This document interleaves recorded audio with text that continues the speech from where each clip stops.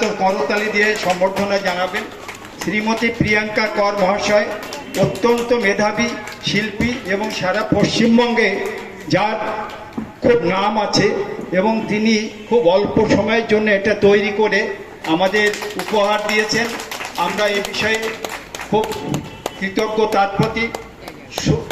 কয়েক কথা আমাদের প্রধান আমাদের পৌর প্রধান খুবই ব্যস্ত, খুব কয়েকটা কথা আমি বলবো, হয়তো আপনারা অনেকে দেখছেন, কিন্তু ব্যাপারটা কি এই কেন এই চিত্রটা করেছি, এই চিত্রটার খুব সংক্ষেপে কয়েকটা কথা বলি।